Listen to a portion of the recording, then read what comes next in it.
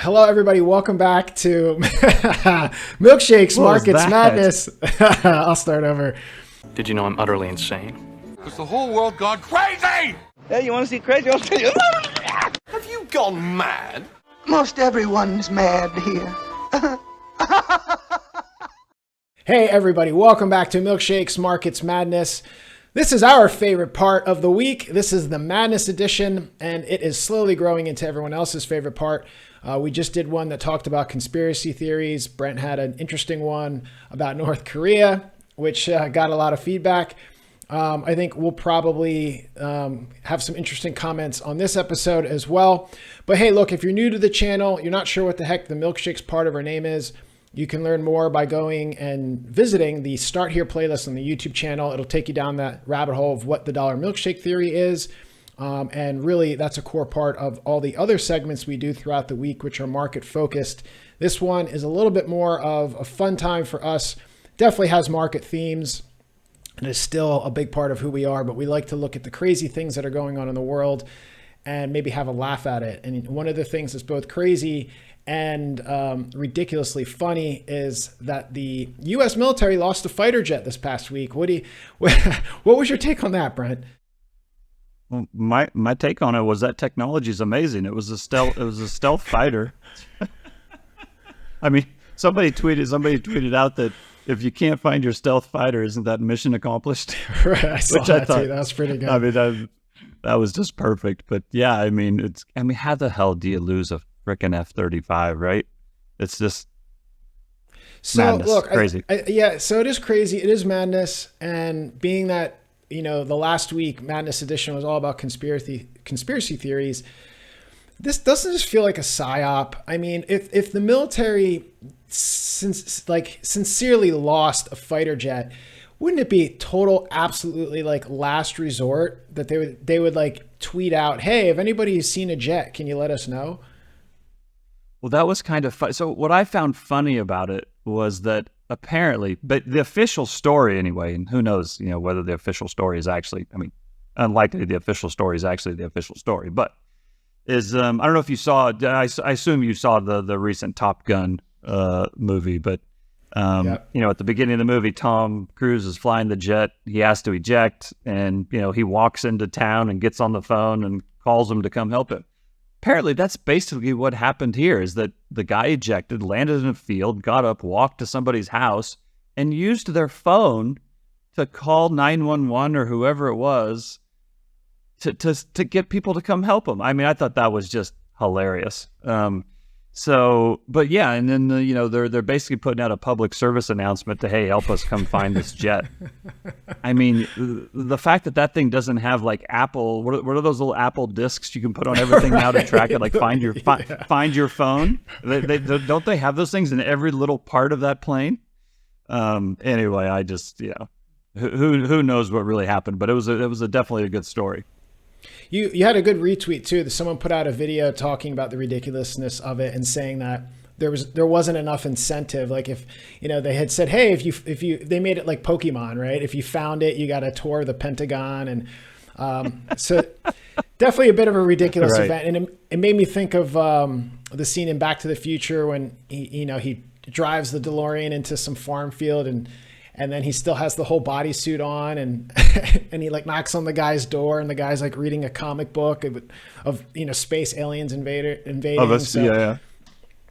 So definitely interesting event. Perfect. Shifting a little bit to, I guess it falls somewhat in line with a military jet going missing, but shifting to somewhat more market related, at least geopolitically related, and definitely dollar milkshake related. There was an article I saw where they were highlighting the fact that Xi and Assad from Syria, they were launching a China and Syria strategic partnership that was somewhat in line with the Belt and Road Initiative. Do you have any thoughts on that? I mean, I know it's one of your favorite things to kind of just laugh at some of these, third world country or struggling nation economies joining forces to take down the U.S. dollar hegemony. Well, to me, it's just more, it's the current zeitgeist, right? Where like, the BRICS are going to take over the world and the American hegemon is going to fall. And listen, I don't totally discount it all because this is happening, right? Like we're kind of in this fourth turning scenario where, legacy institutions are being challenged all over the world, and, American, Western / leadership is being challenged. And I don't doubt that China and Syria and some of the other BRICS countries are trying to figure out a way to kind of break free of the American hegemony. What I find funny, I found two somewhat related. I find it funny that everybody will glob onto this. Oh, see, this is another example of China's, putting forth their dominance now. And first of all, it's China and Syria, right? It's not, it's I got to be careful. It's not. These are not necessarily world beaters, right? Like, it is Syria. Syria hasn't exactly, ranked high among the different league tables around the world for a number of years. But they're in a geographically strategic location, and I'm sure, China will benefit from having some kind of a relationship with them. Somewhat related to it, I saw another one this week that kind of made me laugh. First of all, it made me laugh because, at the G20 meeting in India, the United States came out and announced their own kind of this initiative, and that they were going to start a trade bloc that would go from India to Europe. And what I found funny was that everybody just immediately dismissed this, right? Oh, it's Biden, senile Biden, trying to get together with these and trying to create his own bridge and road. And what I found funny was that the conventional wisdom was, well, we just dismiss it when it's Biden and these countries. But when it's Z and Putin in these countries, this is a 3D chess move. It's literally saying the exact same thing. But to one, it's automatically attributed to victory, and the other one, it's automatically attributed to failure. And again, these are all being run by politicians. So, failure probably is not a bad way to describe both sides, both the U.S. and the China side. But the really one that made me laugh was there was a kind of piggybacked on the G20 it was the 5+1. It was 5 of the Central Stand countries plus the United States, and they were going to cooperate together to advance, common interests or whatever. And it looked like a kindergarten party. It was like 5 guys with like flags behind them, and then Blinken and Biden sitting there. And I was just like, God, this is where we're at. This is where the world's at. And it's like, it's almost like the Potemkin village. It's all show and there's nothing behind it, right? And again, people often think that I think that the U.S. has all the answers and the rest of the world has none. No.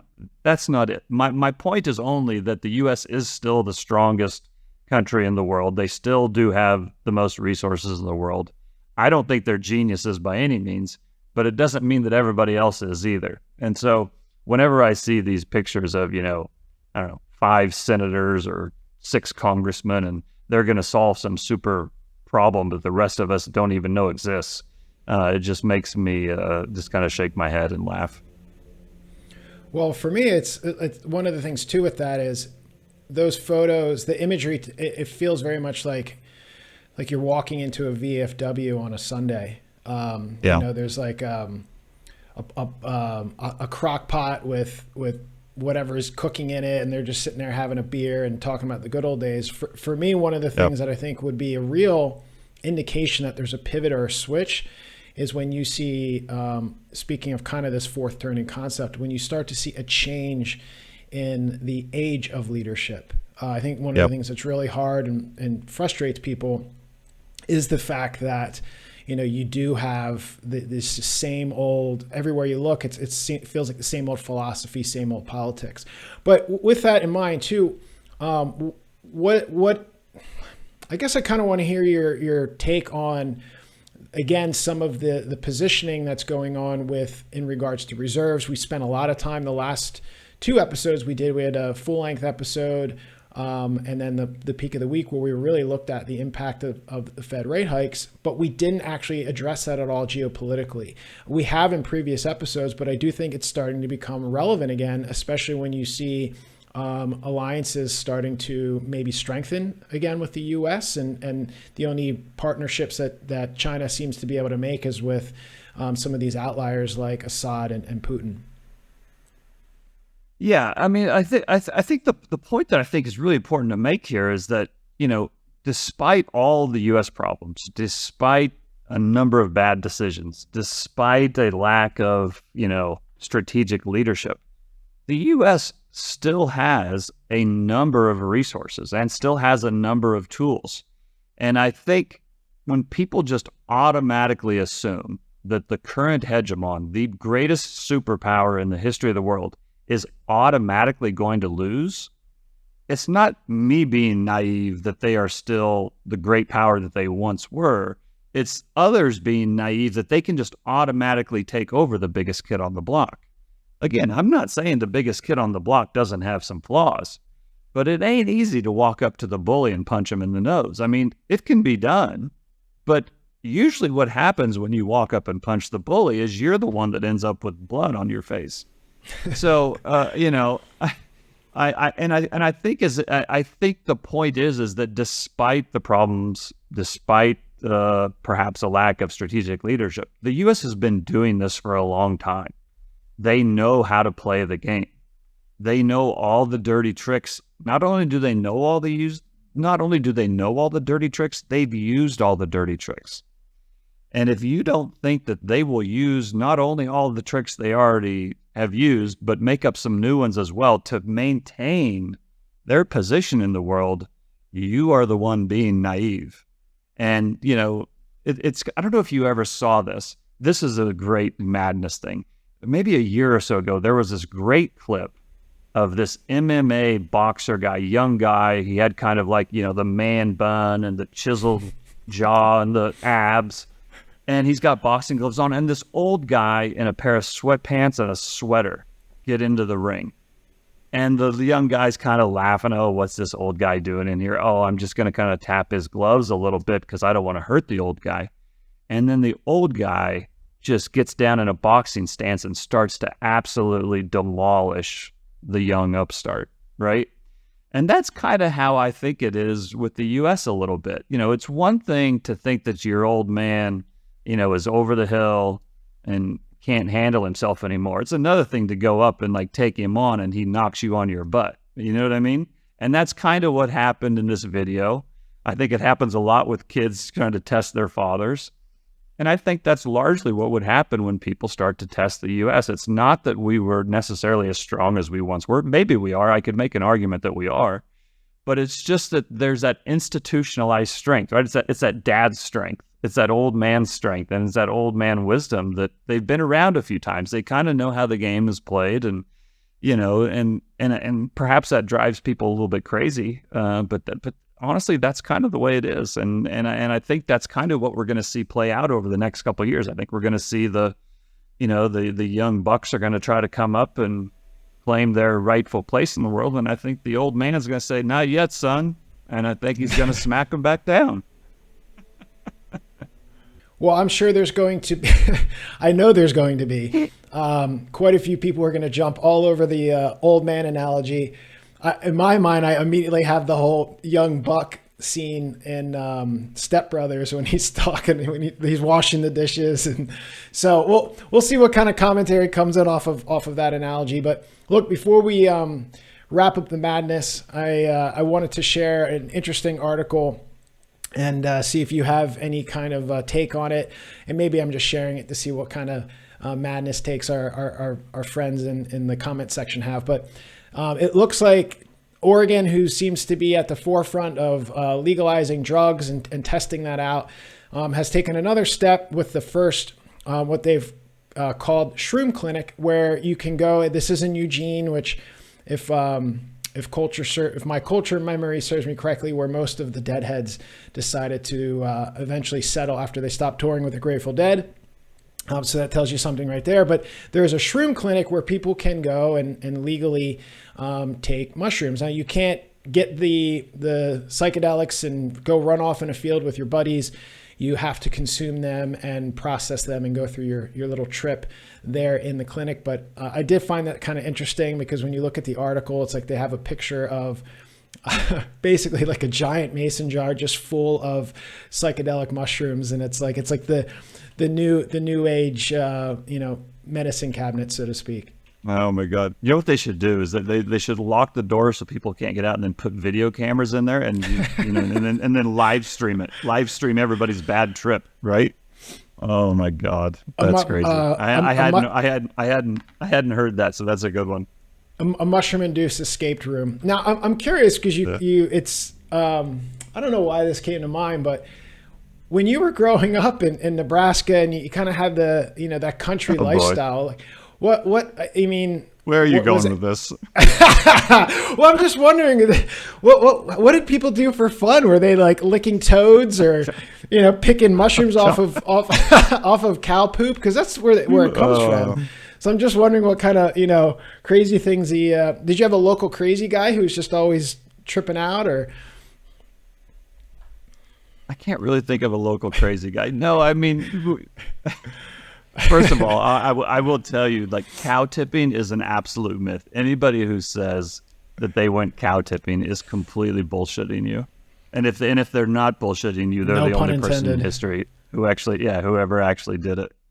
No, I mean, we're probably like most places. You'd go over to somebody else's house, or you'd go to get in somebody's car and you'd drive out to go have a party at the lake or wherever it was. But yeah, we were. You got pretty good at driving on country roads, right? Like, I don't know if you've ever driven on a gravel road or not, but it's not the exact same as driving on a 5-lane freeway. And, I would argue that driving on a 5-lane freeway may be easier than driving on a country gravel road at 2:00 in the morning. But so that led to some exciting times. But overall, my childhood probably wasn't that much different than yours. All right. Well, I look forward to people letting us know their cow tipping experience, or mushroom tripping experience, or just their overall madness experience with this episode. We always enjoy the feedback on this one. So hopefully you found it fun. We look forward to everybody joining us for future episodes of the Madness Edition, as well as the other segments that we produce. There'll be plenty of those coming out for the rest of the week, so stay tuned for that. Definitely check us out on Twitter using the Milkshakes Pod handle. That's how you can find us on YouTube as well. Brent is on Twitter at Santiago AU Fund. I'm at John Katsmita. It's a mad world out there. If it's going to take you a clinic in Eugene, Oregon, and some mushrooms to get through it, well, so be it. Do what you got to do. But we appreciate you joining us to try to get through it with us, and hopefully you'll join us again here real soon. And I think I'm going mad.